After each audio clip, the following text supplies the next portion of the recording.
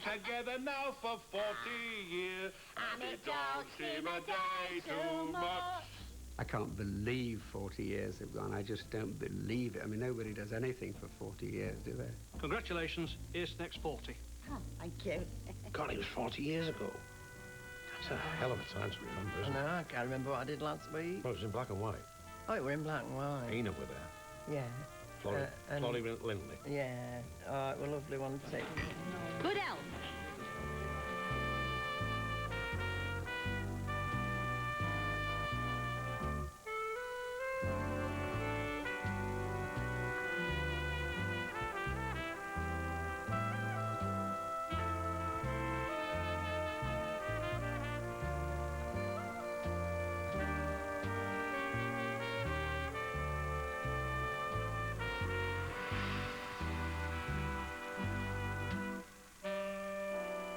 The street is the star, and there isn't, you can't say, oh, he is the star of that show, or she is the star of that show, or those three are. The street is the actual star. Coronation Street. I think it's the best drama on telly, and it's also the best sitcom on telly, which is quite a combination. I can't remember when we last had a party of our own. I mean, we're always the ones what don't get invited to other people's parties. But I think this is going to be a real good do. A real night to remember, Chuck.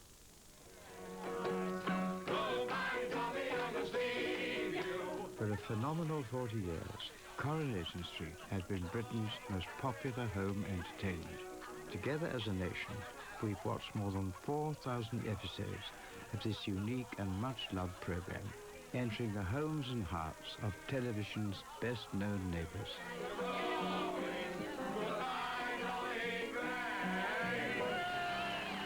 It's so part of England, of Britain, you know, of who we are and what we are now, and I don't think that's ever going to fade away, really. In 1960, Britain was another country.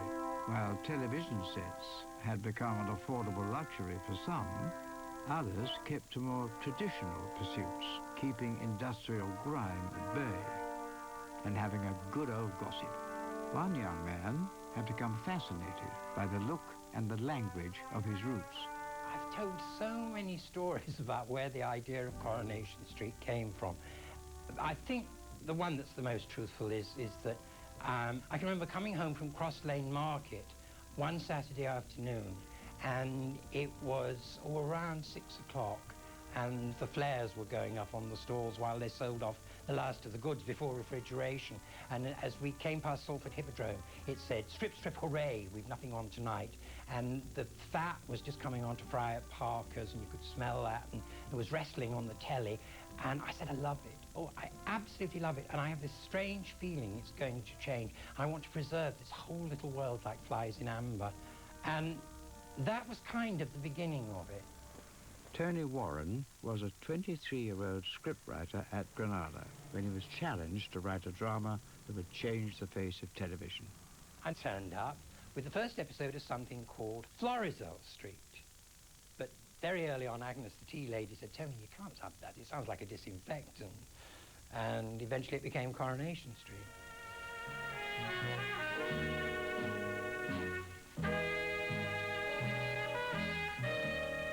The first of a series, intended to last just 13 episodes, was broadcast live on the 9th of December, 1960. I actually remember the very first episode of Coronation Street. And I think I was allowed to stay up and watch it as a special treat. And thinking, yeah, that's for me. You know how it is when you come to a new street, you don't know anyone or what to look out for. Oh, Coronation Street's all right. Mind, there's some you'll have to watch. Viewers got their first glimpse of characters who were to become household names. I'm Mrs. Sharples. I'm very pleased to meet you. I'm a neighbour. Oh. You're a widow woman? Well, yes. I thought so. I'm the caretaker at the Bad Tidings Hall. Oh, that's just across the street, isn't it? What's your place of worship? I don't really do much about it. Oh, I know. C of E. Oh, I wouldn't say it's like my really. sister's husband. You know, he was made head of the plumbing where they live, and it gave her ideas. She said, we're civic dignitaries now, we must head for church. Within a week, they were received, christened and confirmed, and within a fortnight, she was sitting up all night sewing surplices. I'll take a packet of baking powder. That evening was like no other evening I've known in television, because we went out live and there was an excitement and a tension around the studio that it was almost as though there was a red velvet curtain there and the audience were the other side. Anything I can do? Oh, yeah, have that a minute. My dad was mending a puncture on his bike in our front room, and Coronation Street came on, and we were all engrossed in it, and then all of a sudden, I think it was in the Barlow's household, that they were doing exactly the same thing. And it was all of a sudden, wow, they're just as common as us. This is wonderful. Whatever will you think of us? All this in the middle of the floor. Hello, Susan. Hello, Ken. From the first episode, you know, everybody was hooked. Nobody'd ever seen it like this. New concept, yeah. Northern people. Yeah. And actually northern people playing northern people. Yeah. Where you usually get London actors trying to play a Lancashire lad or a Yorkshire lad and making a complete bugger of it. And they actually got Lancashire people. Well, it was the talk of everywhere. Yeah. Everybody said, oh, have you seen this new programme, Coronation Street? We'll have to watch it. And, yeah. Everybody did. Yeah. Look. Ooh. Oh, give over. They wear less than that on the sands at Morecambe. Oh, it's not that. Just look at her face. It's clarted. Ooh, you could scrape that makeup off with a shovel. Coronation Street brought down the barriers of, well, everything, really. The accent, the class system, you know, made people aware that there were real people out there. There were workers out there that was doing it. But for the workers, where would the people be with the money these days? Still today. The sort of thing that's regarded now as art, like Ken Loach, Play for Today, Wednesday Play, kitchen sink drama and all that, was happening like week after week after week on Coronation Street. Fantastic drama, brilliant performances, and really gritty, earthy, northern stuff. I think right up there with any of those great northern writers, right up there with Saturday Night and Sunday Morning and Look Back in Anger and all that, is Coronation Street. I think it's absolutely on the same level. Look, Dad, it's not just Coronation Street. It's the same everywhere. Nobody cares. Take this town. Look at that skyscraper going up in Donkin Street. 2 million quid's worth of glass palace. And the universe have been struggling for years to raise a few thousand for a new physics lab. I know all about They give you a few pretty toys like cars and dishwashers and tellies and take away everything that's worth living for. well, I They wish even I took could the have rep television and and a turned it dishwasher into a and a rep tire all and a because the dump council shop. wouldn't fork out a mouldy 1,000 quid. The same in Bessie Street. That place was condemned before the war. And the last time anyone can remember having a new coat of paint was when some stupid Nick came down from the ministry. And nobody gets up and shouts about it. Why? Because they're all too busy watching the telly and filling the football pool. Get what I mean? It was one of a kind. Because everything else had to be rather glossy and everybody rather posh and nice clothes and speaking very properly, you know. And this was the first one that really hit you in the face. That world, if you like, working class life in northern Britain at the end of the 50s was so perfectly caught that it provided a vivid template for the serial. You know, sometimes I think I'm just about ready to go off down to that cemetery. But if I had my way, I'd just like to go like my mother did. That were a beautiful ending. Oh, lovely. She just sat up, broke wind, and died. We all having the same again, girls. I don't mind if I do. I do remember that Edna, the wardrobe lady, said to me, this show will run longer than the Archers. And Edna was more than a bit psychic, and I went pale inside and said, oh, Edna, do you think so? And was very worried. I remember being very worried by the idea of that, because I really thought everything I wanted to say about the north of England is in those 13 episodes. But by the time I got to about episode 10, I knew it wasn't. I knew there was a lot more. Those first few episodes of Tony's in those early days took it to a height from which it's still, I think, flying.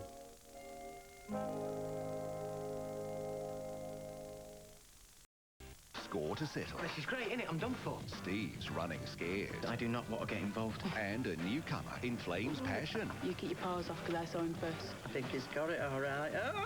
Monday on Coronation Street. By 1961, Coronation Street had become the most popular TV programme in Britain. The cast became some of the most famous faces in the country. I remember Pat Phoenix, who played Elsie Tanner, coming over to Huddersfield to open a dry cleaners in the town centre. And the town centre was packed. It was jammed with people lining the streets to get a sight of this great, iconic character. Everywhere we've been this morning, there have been these rather wild scenes, reminiscent in some way of the Beatles' arrival. Their fame swiftly spread across the world. In 1966, 50,000 fans lined the streets in Australia to greet the Coronation Street stars. Does it ever concern you that in real life so many millions of people consider you as a very gay divorcee? No, I think it's rather nice, actually. How long do you think you'll be able to remain Annie? Well, as long as they want me to. I'm enjoying myself with a very happy company. We hope it goes on for a long time. Why do you think it's been so successful? Well, I think it's just a human touch on it. Down to earth. What about the future for Coronation Street? Can we see it for the next 10, 15, 20 years? Ah, well, no, I'm not going to make any statements on that, but I see no foreseeable end as it's going on, because it's still at the top of the ratings. It just succeeds because it is every man. Coronation Street didn't just sit back and enjoy the ride. Producers and writers ensured that it kept up with the times. What on earth is that? Afraid it's the younger generation of today, Mrs. Tanner. Do you mean that? It managed to swing through the 60s in style. What more do you want? A real-life social phenomenon right here on front door. There weren't just fans in the programme. Many people were developing a taste for what would become a lifelong habit. I've always been rather thrilled that sometimes in the background, whether it be in a home or at the cafe or at the Rovers or whatever, there's been some music played in the background. Every now and then it happens to be one of mine, like maybe I've had a Christmas hit or something like that, and it's been playing in the background. It gives me a great thrill. Away from me, got myself a crying. Talking, sleeping, walking, living doll. I started my diet. I went on an eating regime to lose weight because the character Minnie Caldwell, words to the effect, she said, I love that chubby Cliff Richard. And I thought, chubby Cliff Richard? And I looked in the mirror, and it was early 60s, and I had definitely put on weight.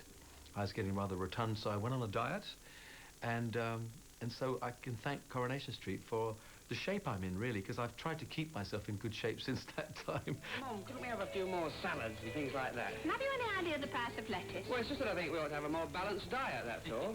I was in New York, and I actually flew home. Bobby and I, my late husband Bobby and I, we sat there, and it was him who said to me, he said, you know, we leave tomorrow morning. We'd get back just in time to see Coronation Street. Do you deny that my husband is in your house? Have you been at the Cherry Brandy? And that he's been sleeping there, I used the word loosely, for the last week? So we've actually flown home from New York, the city that never sleeps, just to watch a Coronation Street episode. Jack, I demand that you come out. The medal, you know, living with her all these years. Yes, well, your husband threw the towel in pretty quickly, didn't he? Mind you, it's not every man that wants a wife with the morals of an alley cat. And it's not every fella that wants a clipped-to-clacked out Milan with delusions of grandeur for a wife. And you bleach your hair. One thing about being a street fan is you become a bit of an evangelist. You want to draw other people in. I mean, like it doesn't get enough views. You know, 14 or 15 million, I don't think that's enough. I think we should have more. Do you like my new skirt? Oh, is that what it is? Thought it was a belt. It's a bit short, isn't it? Is it, Jack? It's the fashion you want shorten you as a bit. No, thanks. Don't you like showing your legs? Oh, aye, but I don't fancy showing me knickers. Oh, it's not as bad as all that. It's not far off. Oh, you're only jealous of Purrier. Come on. There's no rush, we're early yet. I'd rather be at work. My Auntie Anne's on the wall. Since its beginning, new generations have grown up with Coronation Street. Coronation Street was like staple diet of like all Northerners, I think. And my mum watched it, my nan watched it, my auntie watched it. So yeah, I've grown up with it. My dad used to play this game with us when we were all kids, and we all used to sit on the couch, and Coronation Street would come on, and the music would start. Wow, wow, wow, wow, wow. And it was the first one to spot the cat, and so we'd all be waiting. There it is! and my daughter still does that. I want my children to watch it with me, and my children's children to watch it. It's become a habit, I think. They still get hooked on it. Well, I suppose it's better than drinking or heroin or something, isn't it? You know, it doesn't do you any harm.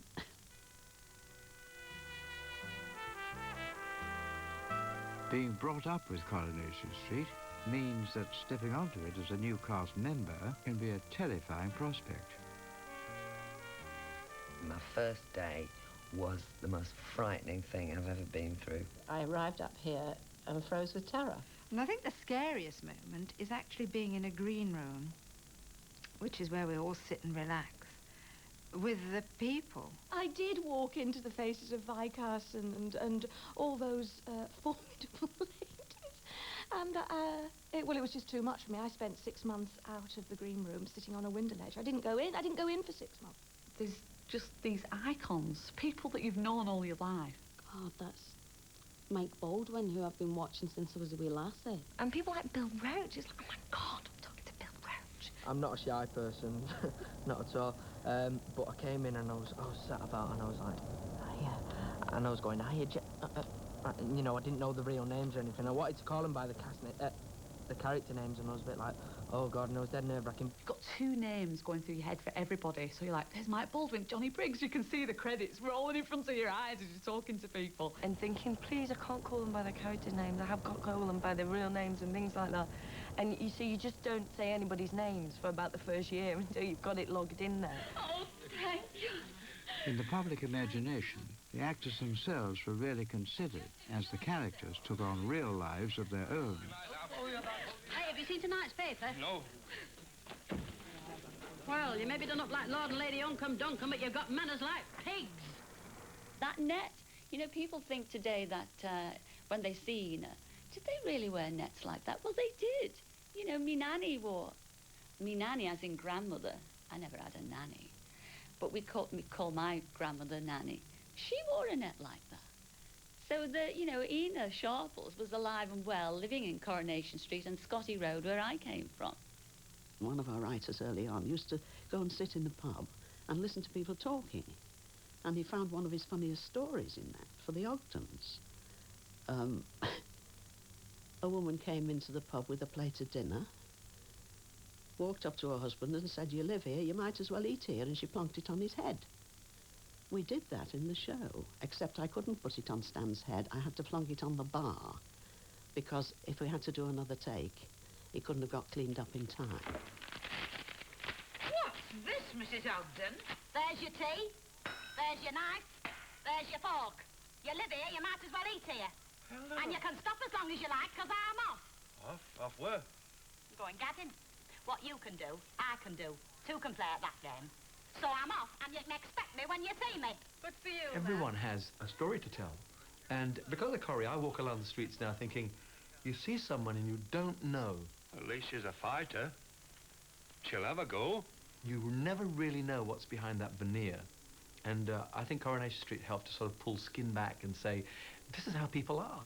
There's a saying in hip-hop that rappers always say, and the secret to writing a good rap song is keep it real. And the people who write and produce Coronation Street and the people who act in Coronation Street keep it real, and they've kept it real for 40 years. And if they keep on keeping it real, it'll last forever. I hope so.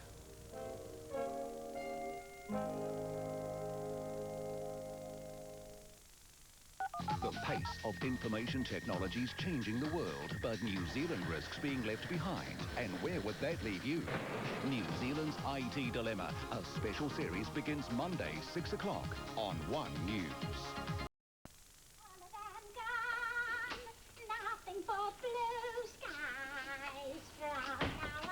Morning.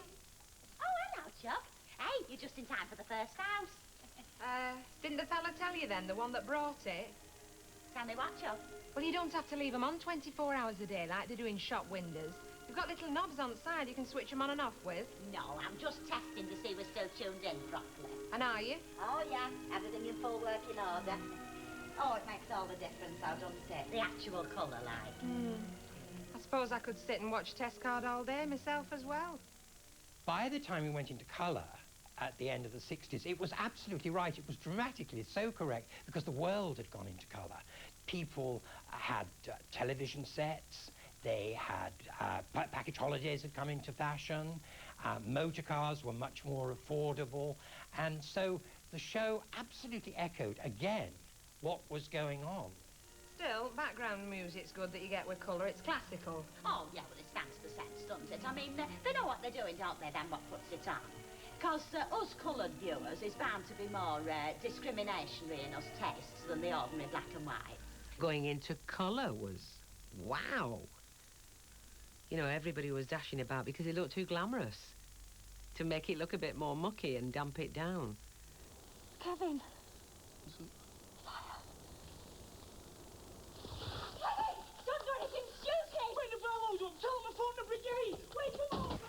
Colour became the norm, but the gritty plot lines continued. Just keep going. Sooner we get there, the better. Hey, go on, keep going. Go on. Some of the more realistic details, however, came from unlikely sources. Laurence Olivier had been filming at Granada and we were sharing the same makeup artist at the time. And he was required to be sick, to vomit during a scene. And I sneaked into the studio to watch him. And I thought, that'll come in useful one day if I ever have to vomit on cue, say at 5 seconds or whatever. And I did watch him very carefully. And along came the Rover's fire.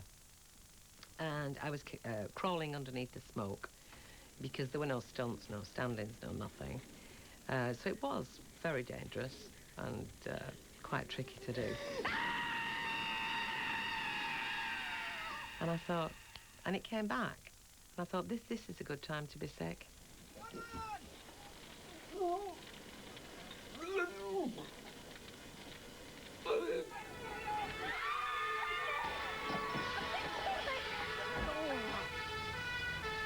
I remember watching scenes like where the pub went on fire and Bet was being sick upstairs and stuff like that, because it's always been dead honest to the point where sometimes you go, ooh, I don't want to see snots coming out of someone's nose or someone puking. But I like that because it's that's when Coronation Street's at its best, is when it's really real like that.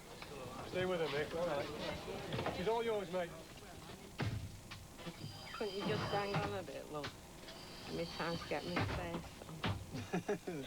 You look smashing, love. When I did Shakespeare at college, right, what they used to say about the brilliant gift that Shakespeare had is that he could have tragedy and comedy right next to each other, and you didn't have a problem with it and you didn't notice the joint. And Coronation Street does that 3 or 4 times a week, no problem. You never say you love me. You never said you love me since I had Surrey with a lad. Oh. Come on. Keep up! Come on. Come on.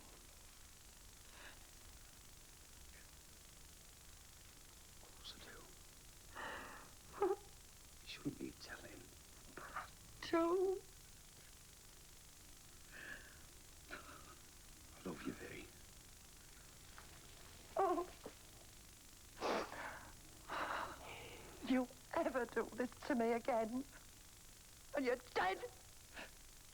The balance of the straight and the comedy is what the street does best. You need that wonderful drama that the others can do, and that's kind of cliffhanger thing. But then you need that lighter side to kind of counteract it. Now, I were reading about it in Woman's Own. Stan's got panic. Don't you mean gutsick? Oh, don't show your ignorance. No, I mean panic. P-A-N-A-C-H-E, panic. I might have known you'd never heard of it. Well, actually, Mrs. Ogden, the word is panache. Things were bad. You had more than enough to answer for before. But now... Oh, belt up, will you? You have done me and my gorgeous new outfit. The final, the most unforgivable mischief. Not content with doing your damnedest to try and feed me to the flaming fishes, you have put me down, right slap bang, in the middle of a flaming cow plot. I'm proud to say that I'm a vegan. In that case, the sooner you get back to your spaceship and return to the planet Vega, the better I'll be pleased. Here's a moment of how the street has comedy that some of the others don't. Some of the others realise, yes, the street's got comedy, let's have a funny situation. They take a group of them out and put them in a funny situation, but that isn't what it is. It's endemic, it is from within. What's that? Cereal. I'm not a cereal man, I'm baking an egg, you know, huh? Oh, that'll do you more good than baking an egg. Chuck, it's vitamin B, is that? Vitamin B1 and vitamin B2. That's all right for rabbits. It's all right for you and all. It'll strengthen your mental facilities. And you need all the mental facility you've got facing up to Lenfair Club I and know, but not on that muck. Oh, got you something else and all. What? From the chemist. Seaweed tablets. You must be joking. No, Maggie Clegg told me about them. They make you very active and sterile. It's ideal. Well, you can take him yourself and go jump in the canal.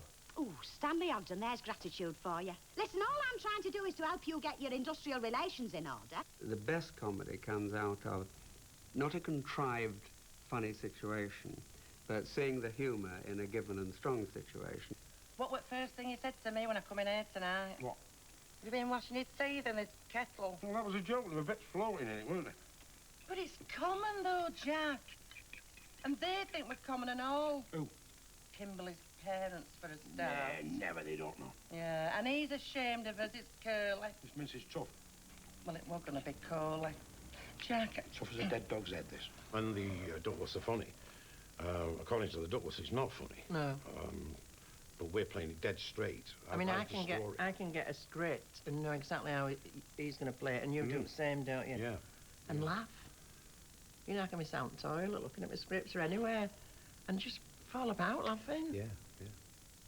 But I'd said he thinks we're common. No, Vera, just look around. You've got a nice house, nice furniture, good food on the table, nice bar, nice pictures. Who could think that we were common, eh? Loft full of pigeons, Vauxhall Nova. The sense of themselves that the characters had, their sense of place in the social strata of Britain is, I think, acutely felt right through the series. We're not common, are we? Never in a million years, my love. You know your trouble, don't you? You're common. You're bloody common. I sometimes think we're fated to go through all those lives 25 quid behind. Do you think, love, that a Christmas tree in gilt would be too ostentatious? In the snug, yes. No. I'm talking about the Christmas cards we're going to have printed. I don't see that we need any printed. I mean, there was no wrong with them we had last year. No, love, but I mean, we have got a certain position to keep up in the community. The snobbery started with Annie Walker, of course, at one end, and the respectable people in the shop, and next door to the shop at the other end, of course, were the Ogdens arrived. And they were considered the lowest, on the lowest rung of the ladder, although none of the others were very much better. Hey, Stan! Did you know fish knives is common? Because they are the very non-you. Fish knives, they're common as muck. I'm glad we haven't got any. Fish knives, we haven't got any. No, I know, but Annie Walker has, and they're very non-you. All these people are the same class to start off with, and what the whole soap is, in effect, is watching them, how they try to get away from that, whether they try to get away from that, how they settle down into it.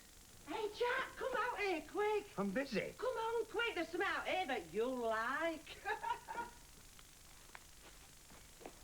Hey, what's wrong with your motor? What's up? It looks as if somebody's been meddling with it. What's it supposed to mean? It means somebody around here can't spell. Somebody a bit pig ignorant. It's supposed to say yuppies. Yeah, well, we all know who did it, don't we? That silly old bag. Who else? Have a good mind to smash her teeth in. Yeah, some other time, when you're sure she's wearing them. Why wait? Because I'm late. Just get in the car, darling. Hey, I didn't know we had any yuppies living round here. I tell you what we have got. One or two thickies. Oh, when I met a Frenchman in coffee who taught me how to say, isn't it a lovely day today? So there you are, you're not a complete novice. Well, I'm really. No. I think you'll find there's a lot of words you know as we go on. I want you to say to me in French, hello, Ken. My name is Raquel. Isn't it a lovely day today, okay? Oh, clever. Well, here goes. Bonjour, Ken. Je m'appelle Raquel. Voulez-vous coucher avec moi ce soir? Oh. She was well, just Raquel just desperate wanted to get to marry climb. a footballer, didn't she? Or That's right, yeah. something like. She wasn't really. She did okay in the end, though. She just living in France. But she was a very modern version of a snob, wasn't she? She was very much like a young girl. Who Yeah, but wants she to didn't get judge. into all No, that she wasn't. I don't think she was a snob because she didn't judge people. She was just hugely aspirational. Wanted to be better than she was. Wanted to make something of herself. Learn French. Learn French. Voulez-vous? Toucher avec moi? Ken? You don't see people like this in the rovers, do you? Oh, you don't get the eye polloi in here. Membership fee, see to that. Tracy, we'll have us lick yours now, love. So what do you think, Ashley? Very nice. It's classish, this. The great thing about Coronation Street, it's deeply and profoundly working class without any sloganeering or banner waving. It's just working class England looked at with real affection. And that's very, very rare, because often when working class England is shown, it's either looked down on in some way, or more often nowadays, it's saying, oh, the working classes, aren't they wonderful and fantastic and marvellous, and don't we all really respect how gritty and real they are? It's not done like that. It's just saying this is what real people are like. Good morning, Honourable Boss. What's your game? Humble Workers Trust Honourable Boss is well this morning. Yeah, I'm fine. Well, humble workers know their jobs and hot dinners depend on Honourable Boss being fit and well. Absolutely. I couldn't agree with you more. And to put your minds at rest, I've never felt better in my life. So thank you very much for the inquiry. Now let's get these machines humming, shall we? Very good, Honourable Boss. Your wish is our command. Ivy, in here. If he asks you to be a geisha girl, refuse. Yes, Honourable Boss. All right, come on, what's your game? What's the catch? There is no catch. Don't you want a hard-working and subservient staff, Mr. Bowley? That'd be the day. Have you got it? Now, is that all? Because I'd like to go back to work and make more money for you, Honourable Boss.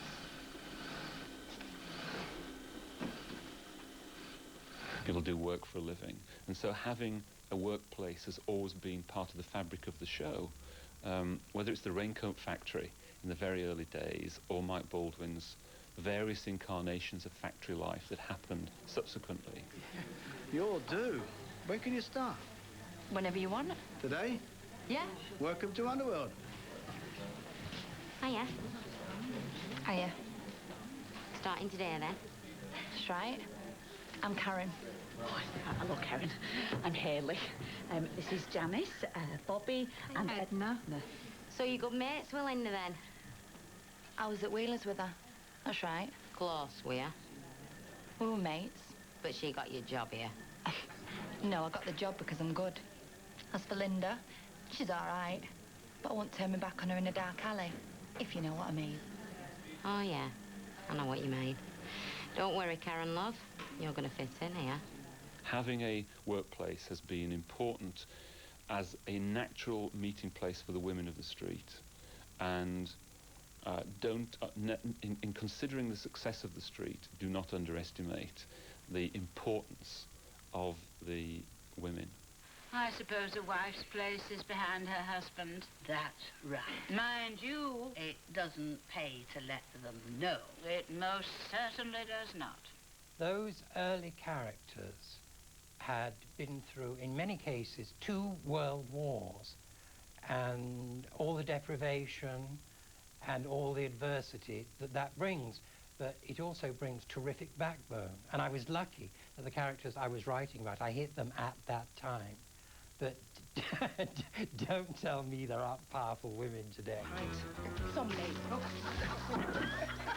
You're no flipping with it either. No, but I will 10 minutes after I get you home.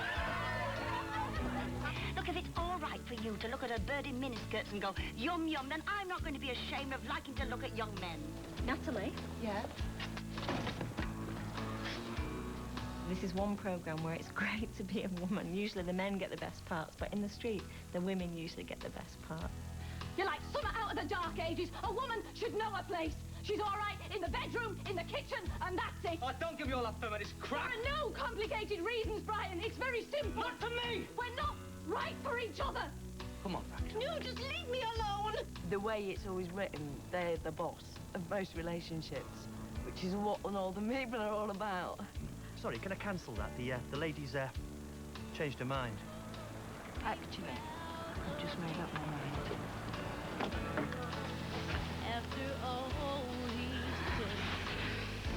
Well, give us a kiss, then. Eh?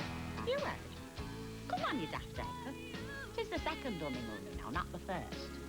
Although, as I remember, you wasn't all that backward at coming forward then.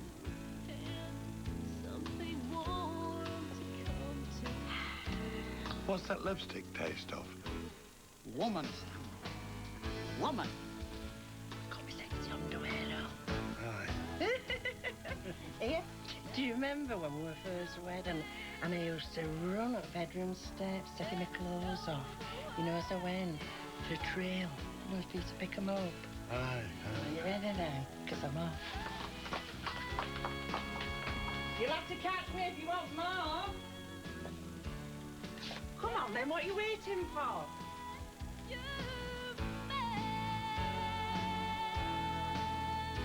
Come in.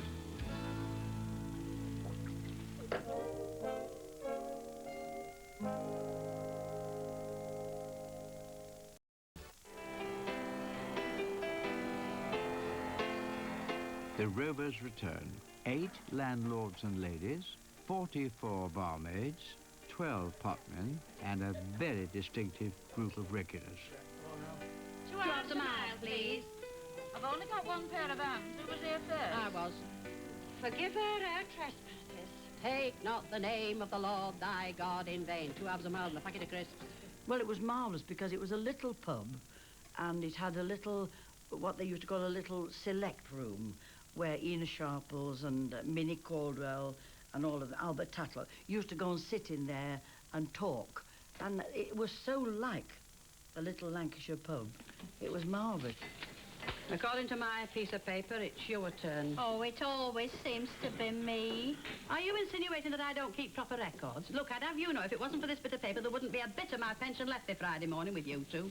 Oh, well, if it's on paper. And mine's a milk stout. Now you've offended her. Well, right's right, isn't it?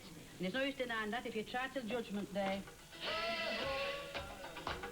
Times may have changed over the years, but the spirit remains the same. If that's all it is, I thought it was going to be like Sodom and Gomorrah all over again. What is so clever about the Rovers is that it's everybody's idea of a pub. And it doesn't matter if there are no pubs like that left in the north of England. That doesn't matter. It's our idea of a pub. It's a feeling of coming home. There we are then, Reg. That's 2.40. Thank you so much, and take one for yourself. Oh, thanks very much. Put your arm straight, you know. Come on. Oh.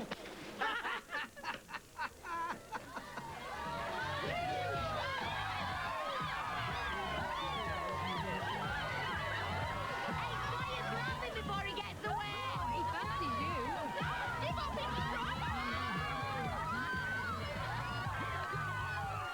There doesn't seem to be any lonely people. I mean, maybe there are characters we never meet just because they never go out. It's a terrible thought.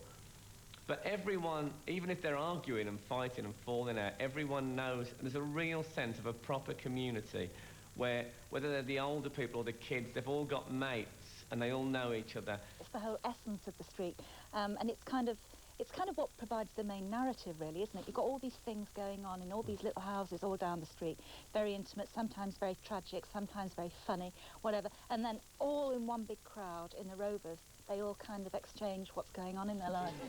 So, who's been your favourite landlady? Oh, well, go on, you can tell the truth. I don't mind. So long as it's what you want to hear. Yeah, well, go on then. Mrs. Walker. What, that crow? Of course, I've made sure that Bet does at least have some decent clothes to wear. I'm sorry I'm late, Mrs. Walker. Good heavens. Oh, God, blimey. That is a sensational dress, Bet. I never knew you had any dresses like that, honey. Bet, you've got it on back to front. Oh, put us another one in there, love. Eh? Oh, another drink. Wasn't quite sure what you meant there. It could mean something else if you wanted it to. Oh, yeah? Like what? Oh, not again. Come on, then. Share it with us all. Look, just ignore her. Look, Janice, who was it? Is she employed to pull pints or other women's blokes? Ali, Look, do I get another pint or not? Yeah, well, it's all right, Natalie. I'll serve Les. You I'll just tell go her on. what she can do if you like. Now, ladies. Am I not allowed to serve the married ones? Not yourself on a plate, no. A typical Coronation Street moment for me is 3 or 4 people lined up along the bar in the Rover's Return, philosophising about a certain subject. Often fellas used to be a common one when Bet was the gaffer. But they will sit and talk through a subject, and it sounds like ordinary people talking, but it's always a bit cleverer and a bit funnier than that, and a bit of an extra insight than that. The attraction between men and women has got nothing to do with sex, it turns out. Says who? Oh, well, they've been into it and everything, you know, brainy people. So what is it, then?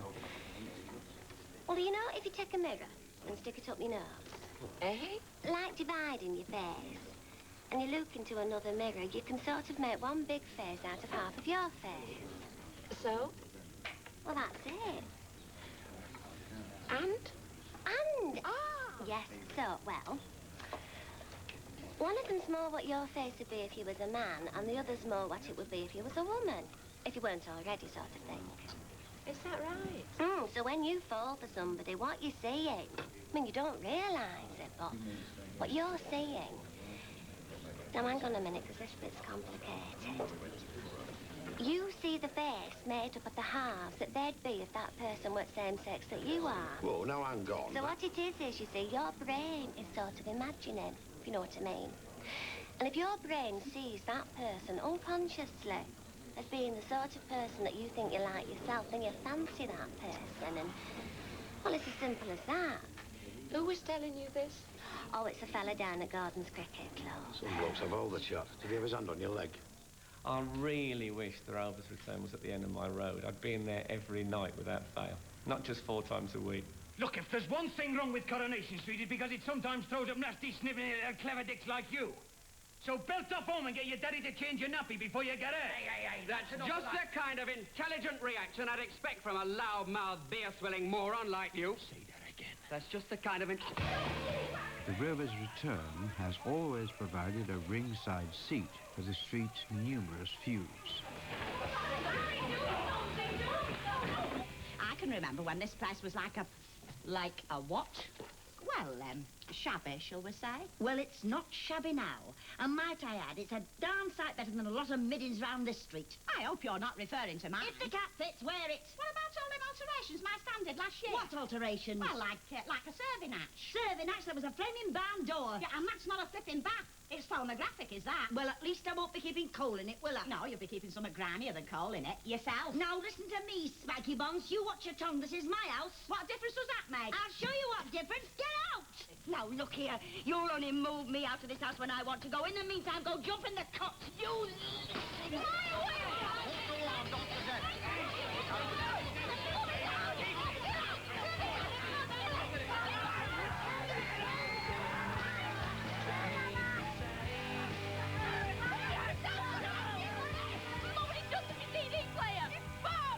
Barmy? You're Barmy. You and your whole family ought to be locked up, caring the community. It's a joke.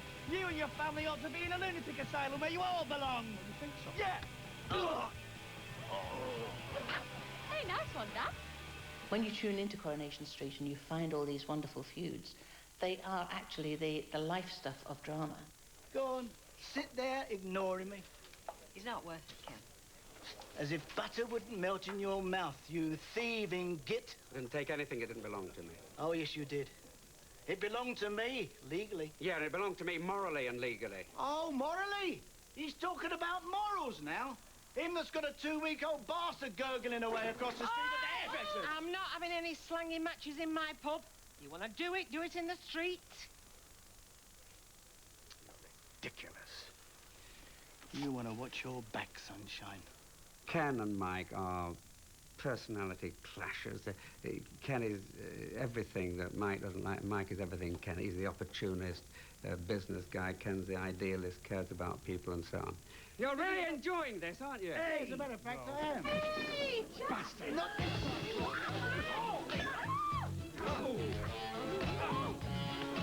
Come here, you! Come here! Leave it out, all right? Leave it! I never started it, did I? No, I'll vouch for that. Started it? He started everything. They've had incredible sexual connections as well. I try and list it some, but Ken had an affair with Mike's girlfriend, Maggie, mother of Mike's child. Ken had an affair with Alma, Mike's first wife. Mike had an affair with Deirdre, Ken's wife. Mike married Ken's daughter, Susan, and so on. And apart from that, they actually hate each other, so the minute you're seen on screen. It's been going on for 24 years now. I mean, I only married his daughter to upset him, and it worked. The whole thing came to a head, and there was like a fight, and there was a famous punch which everyone talked about.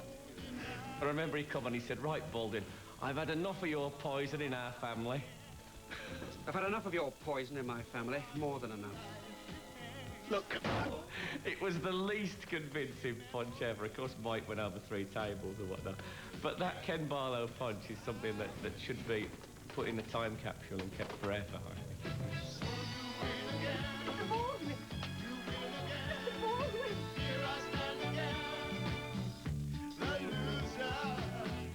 That relationship between Ken and Mike has obviously always been pivotal, and it keeps cropping up in various ways throughout it. The storyline that springs to mind was a triangle, which stopped the whole of Britain in, I think it was 82, of Deirdre, Ken and Mike. How could you do it, Deirdre? I mean, my God, it's less than 2 years since we got married. Yeah, well, it doesn't feel like it. Shall I tell you what it feels like to me? It's like I'm part of the wallpaper or a piece of furniture that's been around forever. I mean, you hardly ever look at me, Ken. If I grew another head, it'd be a week before you noticed. Honestly, the way you act, it's like we've been married for 20 years. Imagine this scene, having a row because your wife's had an affair with someone, there's a knock at the door, that's someone who's there saying, "All right, you know, everything all right, if it's bothering you, sort of let me know," and you stand there. Why do you marry me? So I said to the director, "I'm sorry, can't do that." Ignore it. No. Why did you put the phone down on me? The next thing I knew, Bill actually had me by the throat against the wall. And I was like, and I didn't know they'd had this discussion, because it wasn't what we'd rehearsed. And I was, like, literally fighting for my life. I was going, Warning you, get out of this house before I you make- go! Stop! So I finally managed to get away from him, and I ran into the other room. And I just sat at the table trying to get myself together, and there was a camera there. And it kind of set it all up. It was during the Ken Deirdre breakup that the tabloids realised that by talking about the soaps, people would buy their papers, and it started with that.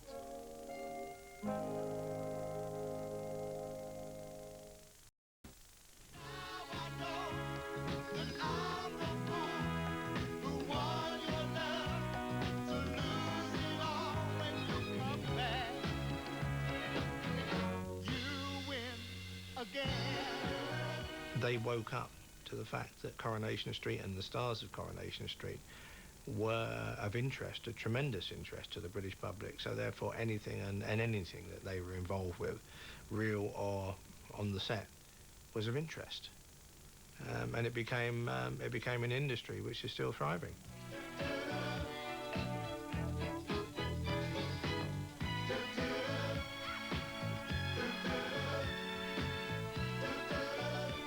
She felt as though an electric current ran through her.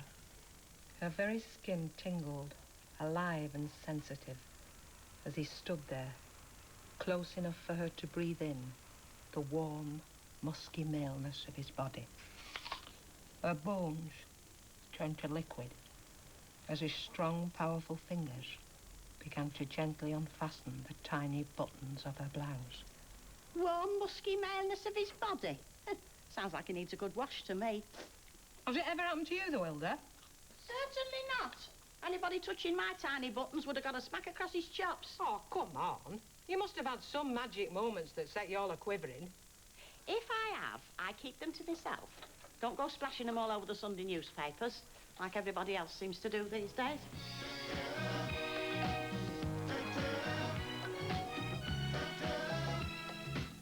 I don't think any actor can prepare themselves for what's going to happen to them when they get into the street. They are instantly famous, and if they're playing one of these archetypal characters that has this particular resonance with the audience, then they very quickly become superstars. I didn't realise how many people actually watch it, you know. I never used to wear a cap until I started Coronation Street. Every time I go out now, I've always got a cap, you know what I mean? Because otherwise you just can't get anywhere. It's unbelievable. When I first came into it, I don't think I had any concept or any understanding of how famous you would get, and quite instantaneously. I mean, literally, after my first screen debut, people were like going, "It's you, isn't it? It's Gina. Oh, it's you. You're the new one, aren't you? The new barmaid." It's very strange to get used to the attention you get, you know, when you're walking down the street. And I don't know whether I'll ever get used to that. I think it's something you come to terms with, maybe. You know, you think, oh, well, that's going to happen to me. I think when you're welcomed in New Zealand by the Maoris, doing a full sort of tribal dance on the tarmac for you, which is normally only reserved for the Queen, you do begin to wonder if you're dreaming. One of the original strengths of the programme has been its ability to find the face that fits. There's always been a type of actor and actress who is absolutely right for Coronation Street. In Coronation Street, they will appear to be a star. They just fit absolutely. In fact, they're the jewel, and it's the setting, it's the star, but they fit absolutely perfectly in it.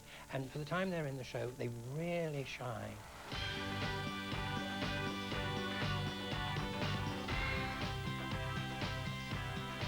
People get to know the people in the show like they are their own neighbours, and start to care about them and worry about them. Oh, Kenny's the nicest bloke I've ever met.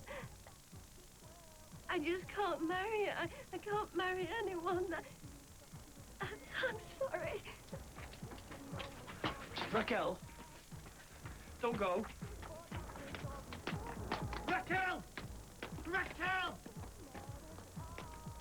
One time I wanted to be written into Coronation Street was when Raquel was having such a bad time with men. For a woman who looked so beautiful and who seemed to be so lovely and loving, it seemed ridiculous that she couldn't find somebody to care for her.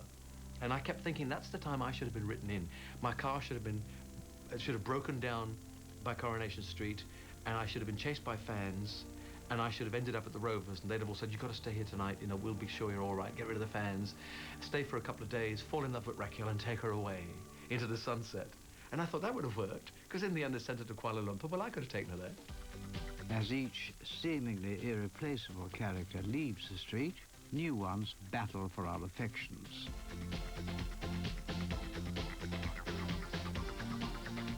It's shaped my life in that people in it have become part of my landscape, almost as much as kind of mates that I've got. People still do approach me as Hilda. I mean, they'll shout in a shop or in the street or something, say, "Hello, Hilda." And I'll say, "I beg your pardon." They'll say, "Oh, don't you talk funny."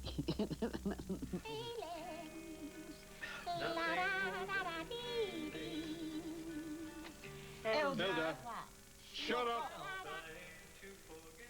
If you're feeling okay, then you go into Jack mode. And they say, but you don't talk like you. And I say, now then, Vera, now's it. And they go, oh, that's it, better to talk proper like that. You know? So, yeah. And the same applies to Liz, I should imagine. Yep.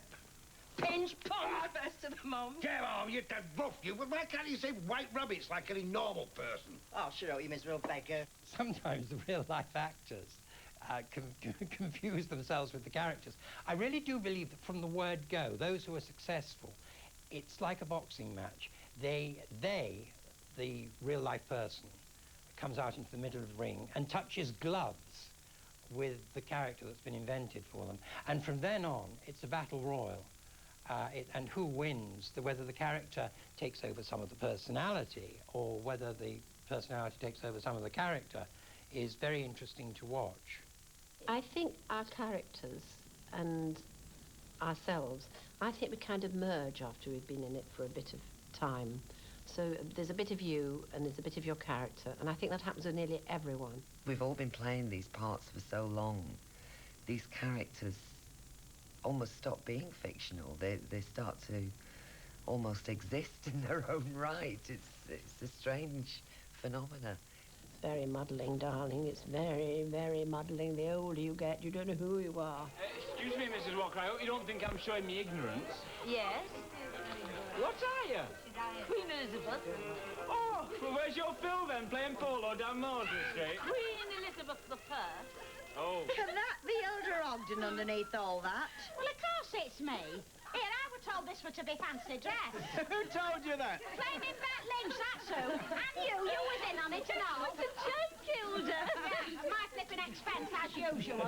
You look like some cats dragged in. Well, at least I had to get dressed up to look it. I think you look very nice, Gilda, but who are you supposed to be? Well, I'm Charlie Chaplin, Character confusion reached a climax in the case of the Weatherfield One.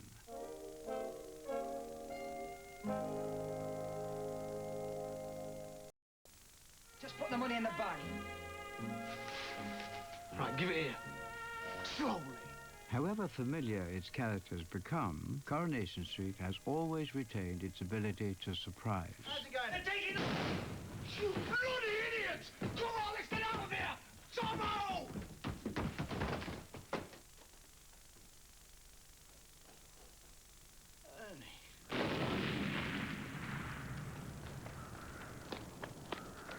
Well, there goes our marriage, my dear. Didn't it go with a bang? Oh! Oh! Oh!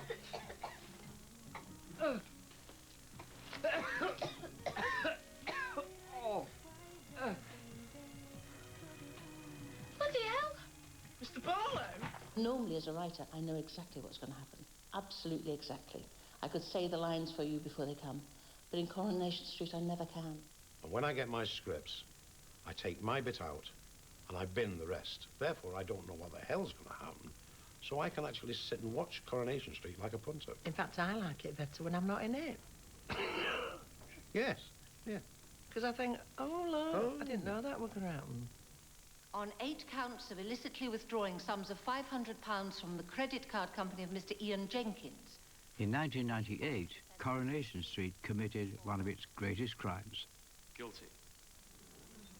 I tell you one of the most shocking things, because, you know, I've never been involved in that area at all, was when Deirdre was sent down. You know, someone was actually sent to prison on Coronation Street. This is real life as well, but that was, you know, a woman being actually sent down. I don't think there was ever a woman before Deirdre to be actually sent to jail. Do you find the defendant guilty or not guilty? Guilty on all 8 counts. This isn't right. There's the real villain, sitting there, grinning all over his face.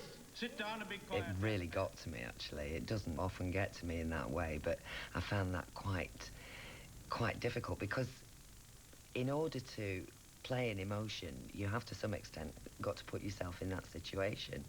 And it was just the most horrible situation to put yourself into. You are clearly the orchestrator of this serious fraud. You ensnared a vulnerable married man, then coolly and systematically exploited him for your own material gain. I have no option but to pass on you a custodial sentence. People really actually thought that she was in that jail for something that she was totally innocent of. That was very shocking. Never slept for a fortnight. Didn't. Have you anything to say? I didn't do any of it. Right. Take the defendant down. It's one of those great sort of things which unite the whole country and which everyone wanted to have a part of, and yet at the same time was laughing at, but it wasn't, people liked exchanging views about it. Do you remember on the morning after poor Deirdre got sent down, we were driving in, and on various radio stations they were having, I think there were 3 separate stations with the same gimmick. They were having phone-in competitions to impersonate Deirdre saying, I didn't do it. I didn't do any of it.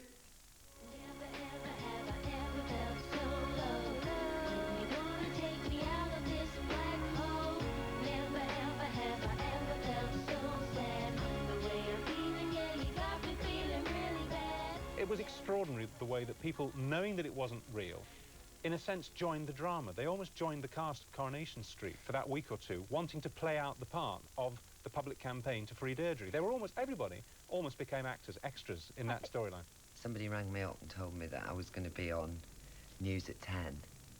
And I said, what? That's crazy. So, honestly, it's News at 10. And the Prime Minister's involved. So I switched it on for the second half, and sure enough, I just thought, I don't believe this. I just don't believe it. The jailing of Deirdre caused national outrage. Newspapers led campaigns calling for her release. The Home Secretary became involved, and the Prime Minister was briefed at Downing Street on the case of the Weatherfield One.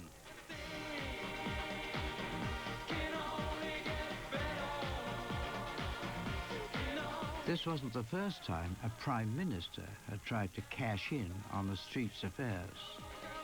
Downing Street has always sought to associate itself with the programme's widespread popularity. These days, politicians from all parties express opinions on events in the street. There's no question that the Haley storyline was a 1990s storyline. It couldn't have happened any time previously to that. I'm certain of that. And even then, it was a controversial move. Well, what about you, Haley? Will I see you Monday? I mean, you're not going to defect, are you? I shouldn't think so, no.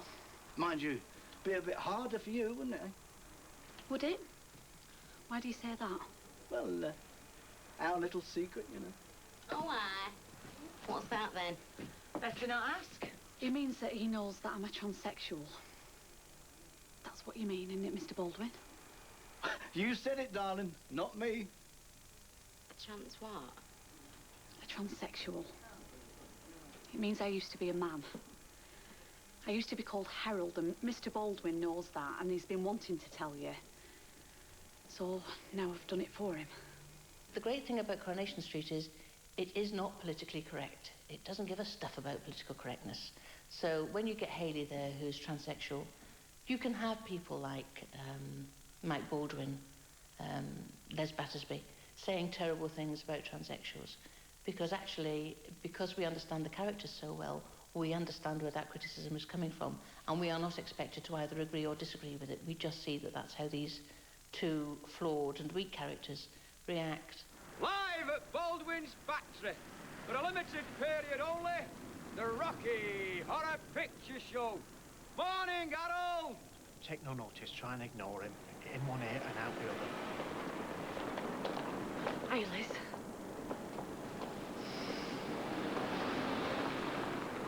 Hey, he's probably got Y fronts on underneath that dress and a string vest. Oh, Wes, shut up.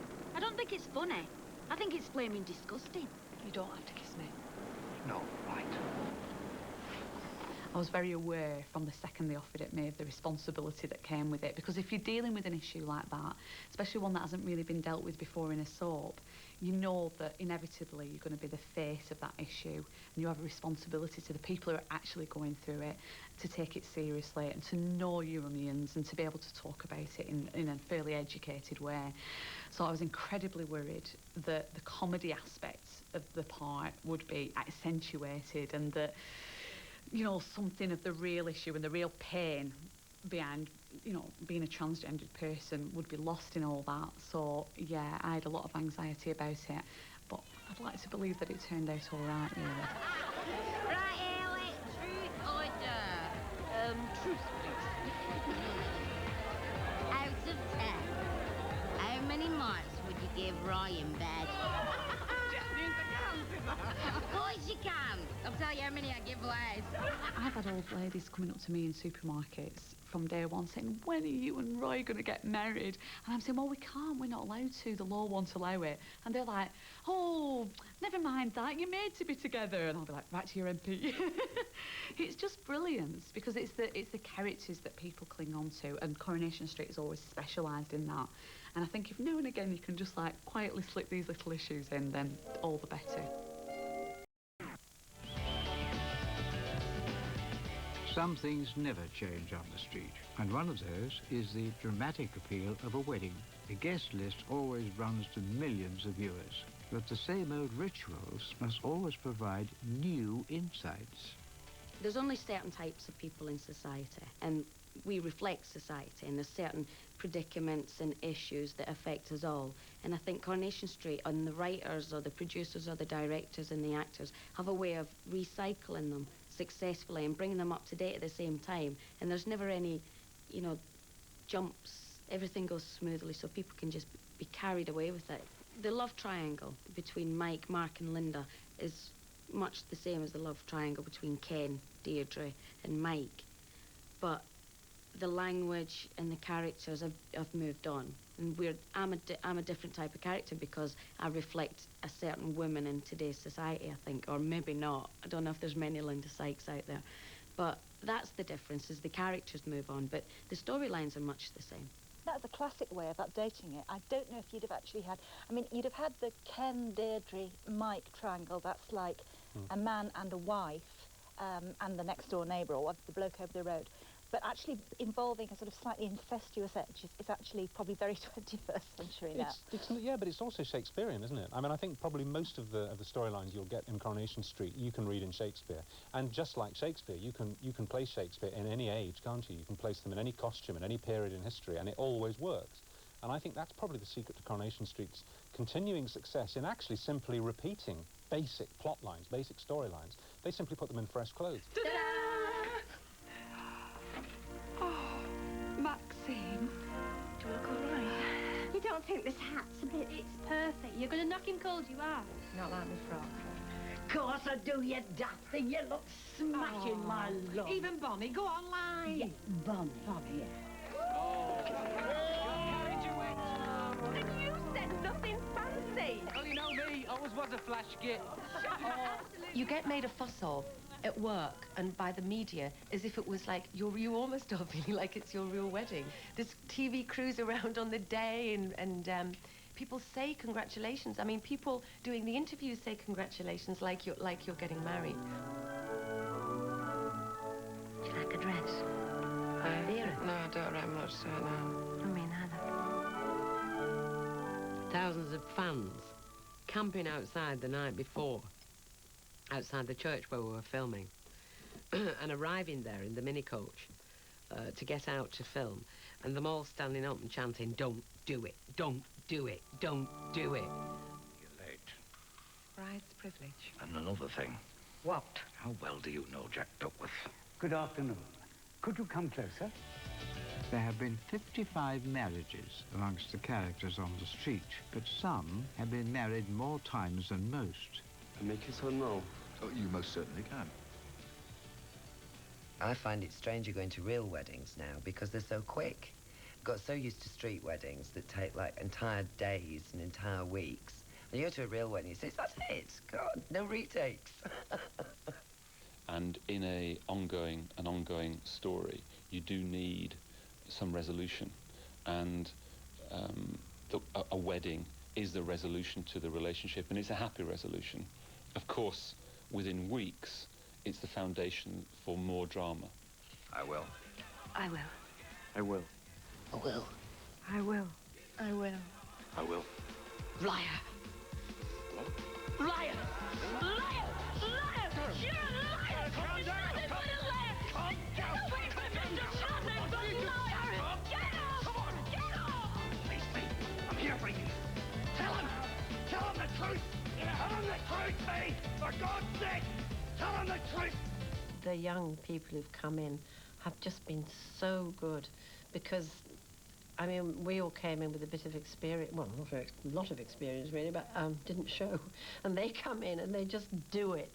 And they're so real and they just get on with it and to take it in their stride. I'm sorry, but it's very clear Sarah Louise is pregnant. She's 13 years old. She's never had a proper boyfriend. Tell her. Tell her there's a mistake. One of my favourite scenes that I've been given was probably when I first found out, you know, that I was, Sarah Louise was pregnant, and I was with Helen, who plays Gail, and I really loved that scene.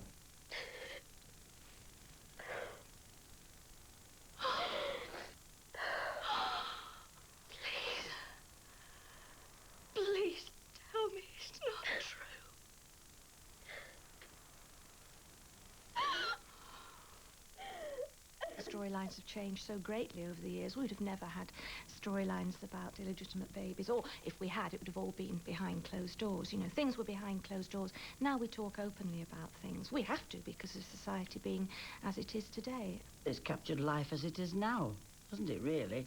I mean, we've got teenage little girls having babies, and we've got young lads and girls getting engaged, and we've had murders and lots of births and deaths and things. You think, oh my God. But it's how life is, isn't it? I mean, when it first started, that's how life was then. But now it's as life is now.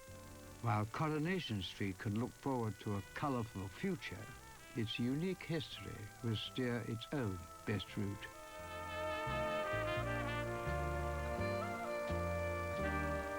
I think it is about nostalgia, and no matter how much we take it into the 21st century, however many exciting plot lines and great new characters come in, it'll always be rooted in that sort of like community, buying each other a drink at the bar.